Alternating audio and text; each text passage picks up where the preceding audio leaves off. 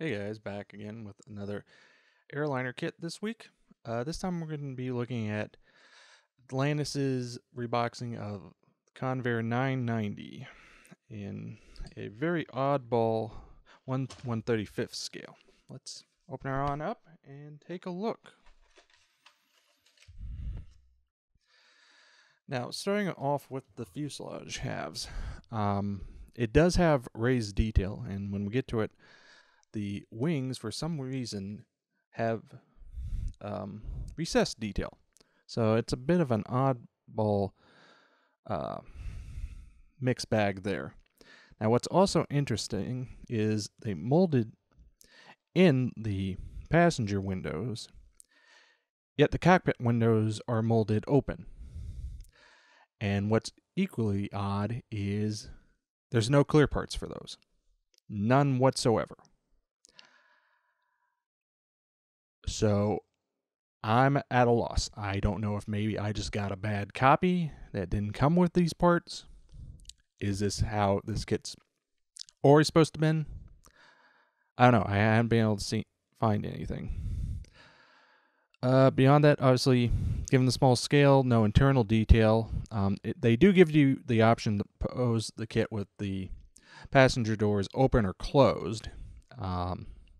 Since there's no internal detail, I cannot understand why you would pose those open unless you intend to scratch build a bunch of detail. But I digress. Moving on, we've got our 4 nice engines. For the scale, they're acceptable. Again, strangely, them along with the control surfaces do have recessed detailing as opposed to the raised on the fuselage. It's really an oddball mix. Continue on. One thing it does include is this ball joint for if you wish to use the included display stand, which we'll take a look at in a moment. As for the landing gear, they're not that great, to be honest, in terms of detail. Granted, this is an older kit, but I would say just use the stand. Given the lack of detailing, as we'll see in a minute, for the landing gear bays, they're not worth using. Continuing on, we've got our wing halves. Again, as I mentioned, recessed detailing as opposed to the raised. They do a good job of capturing the look of the wing as well as the speed pods. Again, no detailing in the landing gear bays, so I would say just do it in flight. That'll save you a lot of headache.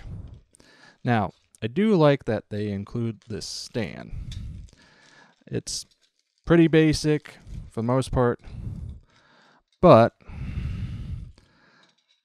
I do like the detailing on the base itself. It'll take some doing to paint it up right, but it should look really nice once painted. Oh, let's get all this back on, and we will take a look at the decals.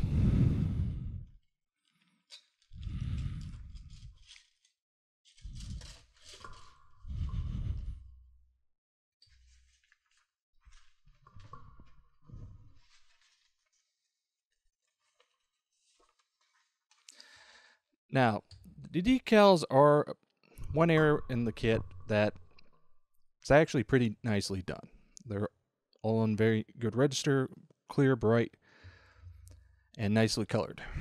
Now, one thing with the Atlantis airliner kits, something that I found out is in order to save money and be able to do some of these kits, they're only doing government and prototype aircraft. This was done as an effort to save licensing fees for the airline. So if you want to build this as an actual production airliner kit, you're going to have to source some aftermarket decals. Otherwise, you're going to have to stick with the NASA plane. Moving on to the instructions, they're almost non-existent. It's a pretty basic kit. As I mentioned, no piece for the cockpit windows, so you're going to have to seal that off somewhere. I've got a couple ideas, but Still not sure myself. Beyond that, it's pretty straightforward. One complaint I have is that they didn't show exactly where you need to place that mounting peg. Would have been nice had they done it, but it's one of those, I guess, just is what it is. Beyond that, pretty straightforward assembly, just slapping the engine together and then doing all that. As for the painting, there is no painting key. They're basically told to use the box art, which, overall white, so it's not too difficult to paint if you're going to build it as this particular aircraft. So that was a look at Atlantis' Convair 990 in 1/135th scale. This is another one of those situations where you're kind of limited on your options, as I think this is the only version of this aircraft being produced. There was another limited run kit years and years ago that's long since been out of production. So I would say take this with a grain of salt. This isn't going to be for everyone.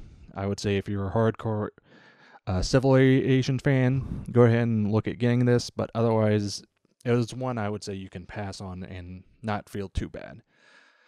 So until next time.